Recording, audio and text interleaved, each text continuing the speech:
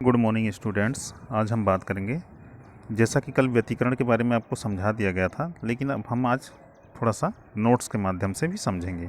तो देखेंगे तरंगों का अध्यारोपण का सिद्धांत, ये तो बहुत इंपॉर्टेंट है। इसके बिना तो आप किसी भी उसको समझ ही नहीं सकते। तो सिंपल सी बात है, इसे समझें कैसे है। तो ज़रा ध्यानपूर्वक देखें। क्या होगा कि जब किसी माध्यम में दो या दो से अधिक तरंगें, प्रगामी तरंगें एक साथ संचरित हो रही हों, तो माध्यम के किसी कण का किसी क्षण परिणामी विस्थापन उस क्षण कण में पृथक पृथक तरंगों द्वारा उत्पन्न विस्थापनों के सदिश योग के बराबर होता है। ठीक है, इसी को हम क्या कहते हैं? अध्यारोपण का सिद्धांत कहते हैं। तो देखिए, अब हम इसका ये परिभाषा तो आप ज़रूर लिख लेंगे। ठीक है भाई, तो परिभाषा इतना लिख लेंगे और उसके पश्चात यह विस्थापन का फॉर्मूला लिखेंगे। तो कितना होगा देखते हैं। बहुत सारे तरंग हैं, तो y1 पहला है, फिर उसके बाद दूसरा y2 है, फिर y3 है। सबको आपस में क्या करते हैं? सदिश योग के माध्यम से जोड़ते हैं और एक नया हमको परिणामी प्राप्त होता है। अब हम चलते हैं, देखते हैं कि इसका कैसे प्राप्त हुआ था। उसके लिए हम देखते हैं डिमॉन्स्ट्रेशन कैसे हुआ है। तो ध्यानपूर्वक देखेंगे। देखिए, जैसा कि हमने कहा कि दो तरंगें हैं, किसी माध्यम में चल रही हैं। ठीक है, तो दो तरंगों का व्यतिकरण कहिए या हम बात करें अध्यारोपण कहिए। तो अध्यारोपण होगा तभी तो हमको व्यतिकरण प्राप्त होता है। तो अध्यारोपण कैसे होगा, पहले उसे समझते हैं और उसे समझने के पश्चात हम व्यतिकरण को समझेंगे। ठीक है भाई, तो देखते हैं। पहला केस हमारा क्या है, यहाँ पर दो हमको तरंगें मिली हुई हैं। एक का विस्थापन हमारा कितना है, y1 है, और दूसरे का कितना है, y2 है। ठीक है, अब देखते हैं, यह प्लस है, यह भी प्लस है, यह माइनस है, यह माइनस है, यह प्लस है और यह प्लस है। ठीक है भाई, तो आपको दिख रहा है। अब देखिए, इसका आयाम कितना है, इस कैपिटल A है। ठीक है, और इसका भी आयाम कितना है। अब दो प्लस चीज़ें आपस में जुड़ेंगी तो क्या हो जाएगा, दोनों आपस में जुड़ जाएंगी। ठीक है, तो ये दोनों को आपस में जोड़ें, ये दोनों तरंगों को, तो हमको क्या मिलेगा, यह हमको देखिए यहाँ पर एक नया तरंग मिलेगा। तो A प्लस A, देखिए A plus A is equal to कितना, देखिए 2A। ठीक है भाई, इसी तरह से माइनस, देखिए माइनस A है और ये माइनस A है। ठीक है, माइनस A और ये क्या है, माइनस A है। तो इस प्रकार से हमें दिख रहा है यहाँ पर कितना हो गया, माइनस का 2A दिखा। तो माइनस का 2A आपस में जुड़ गए। तो ये देखिए, ये प्लस था, ये माइनस है।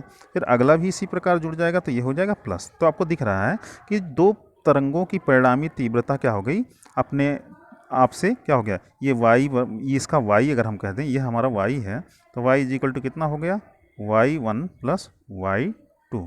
बातें समझ में आ गई होंगी। ठीक है भाई, तो y1 प्लस y2 एक नई क्या हो गई,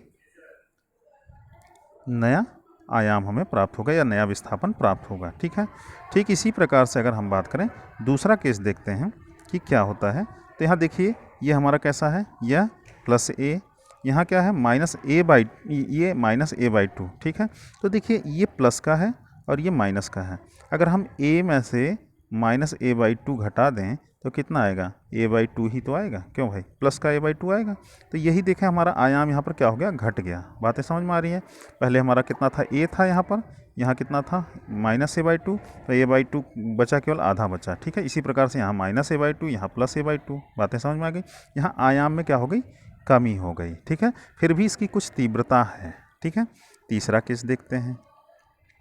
तीसरा केस बड़ी ध्यानपूर्वक देखें कि यहाँ पर इसका जो आयाम है, आप देख रहे हैं कितना है, plus A minus A, minus A यहाँ प्लस A, यहाँ प्लस A माइनस A, दोनों क्या है, A और A दोनों समान है। ठीक है, तो आपको समझ में आ रहा है। ठीक है, तो ये प्लस A और minus A is equal to कितना होगा, शून्य। तो यहाँ पर हमको कोई भी तरंग नहीं मिली, दोनों एक दूसरे को क्या कर गए, ये और इसको मिला करके कैंसिल हो गया। अब इसको और इसको मिला करके देखते हैं, तो यह क्या करता है, कैंसिल हो जाता है। यहाँ भी कुछ नहीं मिला, इस तरह से यहाँ कुछ नहीं मिला। तो यहाँ पर क्या हो गया, टोटल परिणामी विस्थापन कितना हो गया, y इज इक्वल टू कितना आया, शून्य। ठीक है, तो अब जरा ध्यानपूर्वक तीनों को देखें, क्या कंडीशन होती है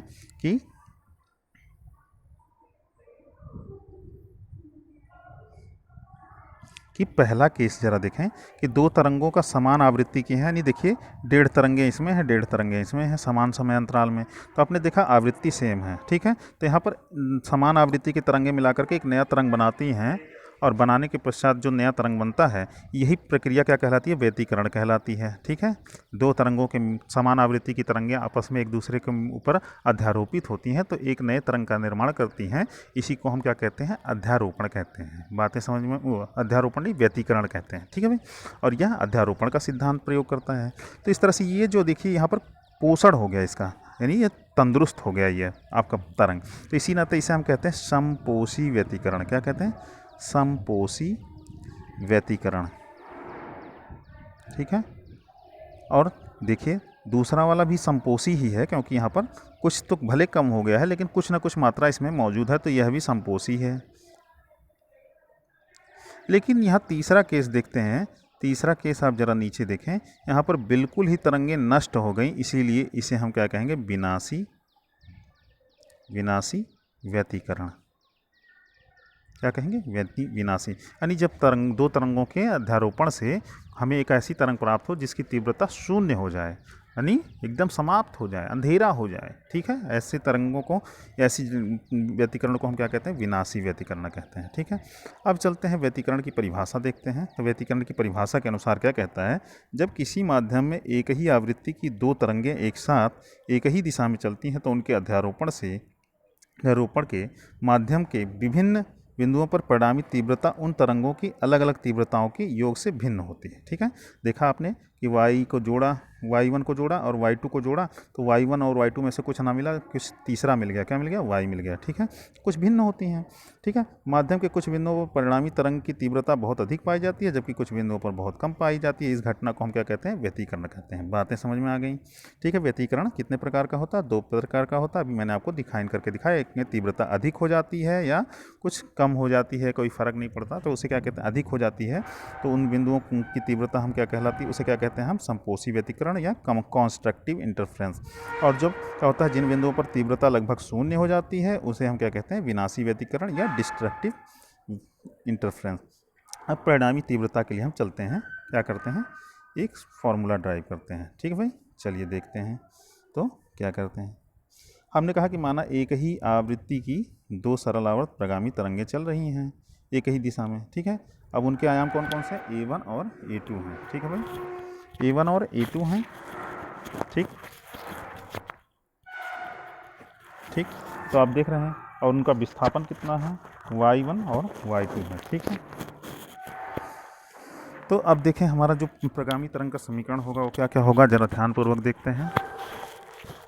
तो प्रगामी तरंग का जो समीकरण होगा वो कितना हुआ? देखिए यहाँ पर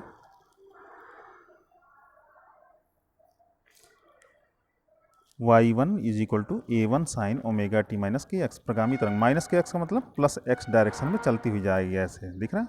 ठीक, अब दूसरा तरंग कौन सा है? तो उसका हम देख रहे हैं कि वो फाई आगे है कला में। ठीक है, तो हमने कहा कि ऐसे स्टार्ट हो रहा है। ठीक है भाई, क्लियर?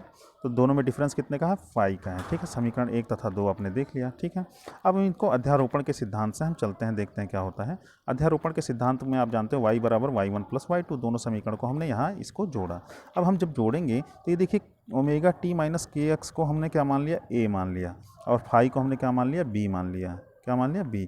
तो अब देखते हैं साइन a प्लस b का फॉर्मूला क्या होता है? Sine a cos b cos a sine b। ठीक है भाई, तो ये चीज़ ध्यान रखेंगे। तो आप omega T minus K x को क्या मानना? a कॉस फाई b देखिए, और कॉस ओमेगा टी a देखिए, और साइन यहाँ पर क्या होगा आप देखेंगे इसे क्या? Sine phi. ठीक है, साइन फाई यहाँ दिख रहा है। तो इस तरह से हमने एक्सपेंशन कर लिया, इसका प्रसार कर लिया। प्रसार करने के बाद इसे देखिए ब्रैकेट को खोलते हैं। ब्रैकेट को खोलने के बाद आप देखते हैं क्या होता है? A1 sine omega T minus K x, ये देखिए। ठीक है, ये A2 का इसमें मल्टीप्लाई होगा क्या? A2 साइन ओमेगा टी के एक्स फाई। ठीक है, कॉस फाई। फिर इसके बाद देखिए A2 का फिर मल्टीप्लाई इसमें होगा, तो आप कहोगे कि A2 cos phi cos omega T minus K X into sine phi. ठीक है, इतनी बातें समझ में आ गई। अब देखते हैं दोनों में जिसमें साइन है उसको क्या करते हैं? कॉमन ले लेते हैं। ठीक है, तो देखिए यहाँ पर साइन कॉमन लिया, sign omega T minus K x यहाँ कॉमन हो गया, और यहाँ बचा क्या? इसमें तो केवल A1 बचा, इसमें A2 कॉस फाई बचा। ठीक है, A2 कॉस फाई, और बाहर वाले में देखते हैं क्या करते हैं? कॉस ओमेगा टी को बाहर निकाल दिया और A2 साइन फाई केवल बचा। ठीक है, अब हम देखते हैं इसको क्या कहते हैं। इसमें कॉस फाई है तो इसलिए हमने इसे कॉस थीटा मान लिया। ठीक है भाई, और इसमें क्या है? साइन फाई है तो इसको हम क्या मान लेंगे? R sine theta.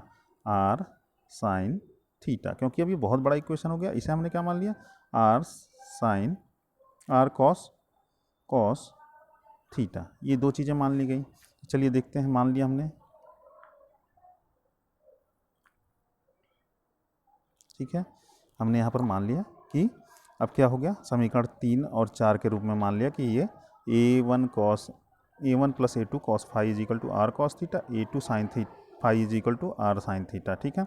अब इसको हम वापस उसी समीकरण में रख दें तो देखिए यहाँ पर हमने रख दिया इसकी जगह पर a1 plus a2 cos phi की जगह क्या रख दिया, आप देख रहे हैं आर कॉस थीटा, और यहाँ पर क्या रख दिया, आर साइन थीटा। रखते ही आर कॉमन लेते ही देखिए cos theta sine omega T minus K x, और ये देखें तो ये हमारा साइन ए प्लस बी का फॉर्मूला बन जाएगा पुनः वापस, ठीक है। तो ये क्या बन गया, आर साइन, इसे हमने ए माना और इसे हमने क्या मान लिया, बी मान लिया, ठीक है। तो आपने देखा कि साइन ए प्लस बी का फॉर्मूला वापस आ गया। अब यह समीकरण पहले समीकरण 1 और 2 की भांति ही क्या है, सरलावर्त प्रगामी तरंग का समीकरण है, इसलिए यह भी सरलावर्त प्रगामी तरंग होगी, ठीक है भाई। तो ये हमारा देख रहे हैं पाँचवां समीकरण माना जा सकता है। तो ये अब देख रहे हैं कि वाई नया परिणामी जो हमको प्राप्त हुआ वह भी एक तरंग रूप में प्राप्त हुआ, इसलिए हम कह सकते हैं कि दो तरंगों के अध्यारोपण से एक नई तरंगें प्राप्त हुई, ठीक है, वह भी प्रगामी तरंगें हैं।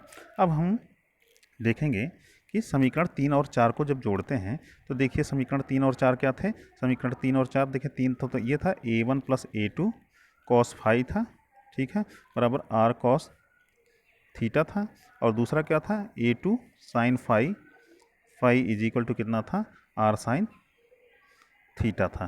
तो इन दोनों को हम स्क्वायर करके जोड़ेंगे तो देखिए स्क्वायर किया हमने, यहाँ पर स्क्वायर किया तो क्या आपको मिला, यह देखिए स्क्वायर किया, और इसको हमने खोला पूरा यानी एक्सपैंड किया, तो a1 का स्क्वायर प्लस a2 का स्क्वायर कॉस फाई और 2a1 a2 कॉस फाई, और इसका देखिए इसका कितना हो जाएगा a2 स्क्वायर कॉस।